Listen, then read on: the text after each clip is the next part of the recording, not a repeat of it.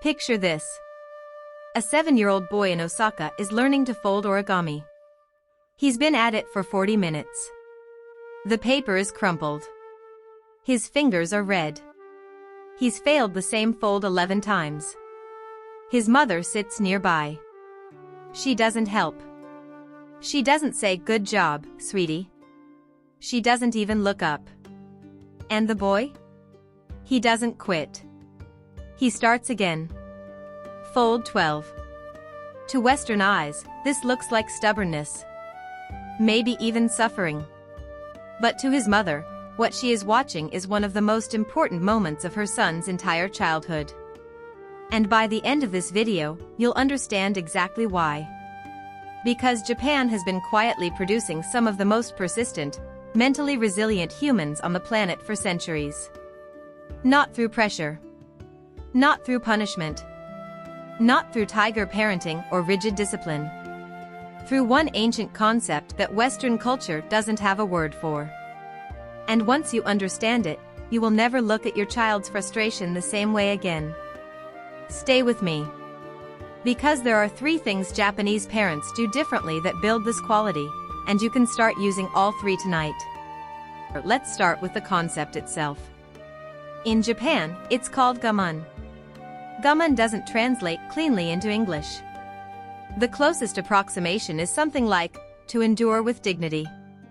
To persist through difficulty without complaint. But that definition doesn't capture what it really is. Because Gaman isn't about gritting your teeth. It isn't stoicism. It isn't suppression. It's something far more nuanced and far more powerful. Gaman is the deeply held belief that difficulty is not an obstacle to growth. Difficulty is the mechanism of growth. That the struggle itself, the 40 minutes with the crumpled paper, the 11 failed folds, that is not the price you pay to get good at something. That is the actual thing that is making you good.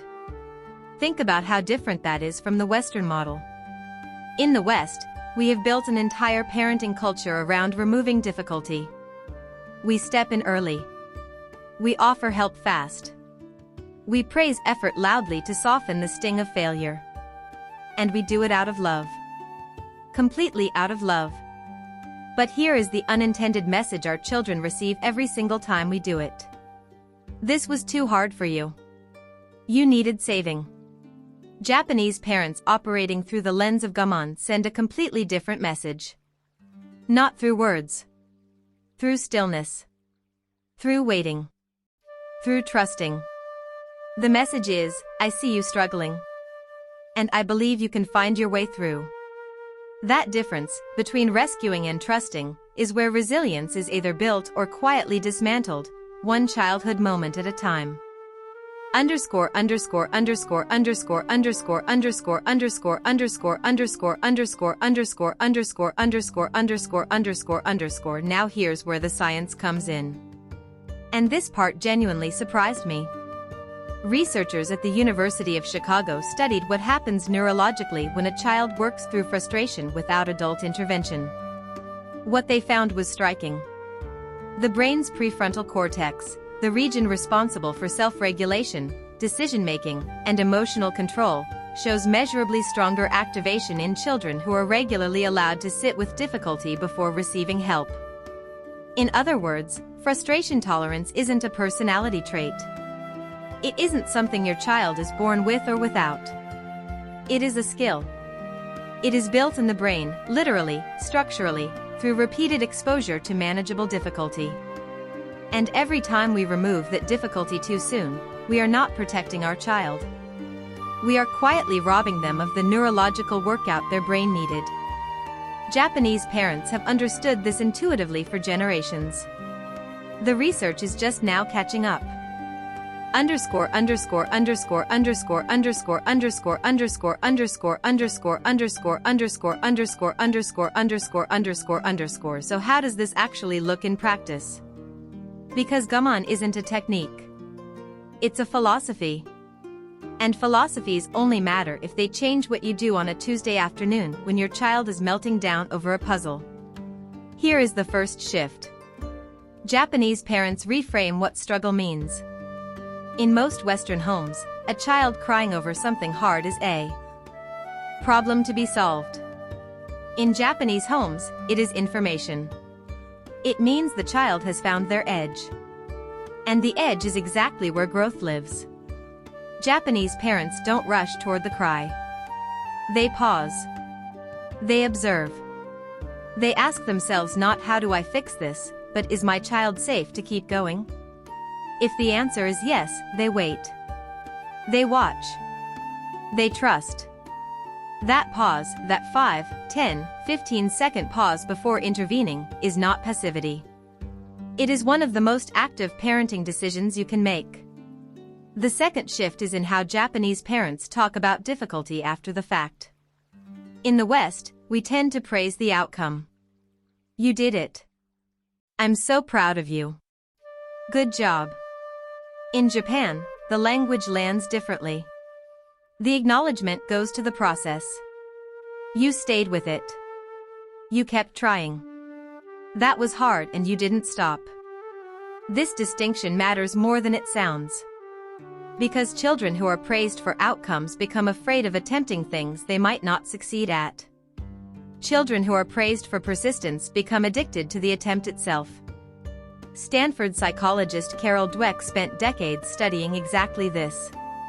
The children who were told you worked hard consistently outperformed the children who were told you're so smart, not just on the next test, but years later, across every measure of academic resilience. Japanese parents have been doing Dweck's research in their kitchens and living rooms for 500 years. Underscore underscore underscore underscore underscore underscore underscore underscore underscore underscore underscore underscore underscore underscore underscore underscore. The third shift is the most counterintuitive. And honestly, it's the one I find hardest to accept even knowing the science behind it. Japanese parents deliberately give their children tasks they are not yet ready for. Not to frustrate them. Not to teach them failure. But because they understand something Western parenting culture has largely forgotten.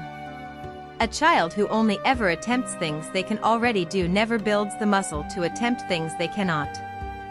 The stretch is the point. The gap between where they are and where the task requires them to be, that gap is the classroom. In Japan, a 3-year-old pours their own water. Not because the parent is lazy. Because pouring water is hard at 3. The cup is heavy. The aim is imprecise. The floor gets wet. And all of that, the heaviness, the imprecision, the wet floor, is a deposit into a neurological account that pays out decades later when that child faces a problem no one has prepared them for. Marty Rossman at the University of Minnesota followed children for over 25 years. The single greatest predictor of adult success, stronger than IQ, stronger than family income, stronger than any academic achievement, was whether the child had been given real responsibility before the age of 4. Real responsibility. Not pretend tasks. Not supervised play. Real things that mattered and that could go wrong. Underscore underscore underscore underscore underscore underscore underscore underscore underscore underscore underscore underscore underscore underscore underscore underscore. So here is what this means for you, practically, starting tonight. The next time your child hits a wall, the puzzle won't fit, the drawing doesn't look right, the shoelaces won't cooperate, before you move, count to 15. Slowly. Watch what your child does in those 15 seconds. You may be shocked. Children, when given the space, often find a way. Not always. But more often than we allow them to try. When they do get through it, even partially, even messily, skip good job. Say instead, you stayed with that. That was hard and you kept going. Watch what happens to their face. And once a week, give them one task that is just slightly beyond what they can comfortably do. Let it be hard. Let it take time. Let the floor get wet. Gaman is not a parenting method. It is a belief about what children are. Not fragile things to be protected from difficulty. But growing things that need it. The boy in Osaka eventually got the fold right. On attempt 17. His mother looked up then. She didn't cheer. She simply nodded. And he went straight to the next one. That nod contained everything. I saw you. I knew you could. Now keep going. That is Gaman. And now it's yours. If this video shifted something for you, share it with one parent who needs to hear it. And subscribe. Every week we go deep into the real psychology behind how the world's best cultures raise children who are genuinely built to last. See you in the next one.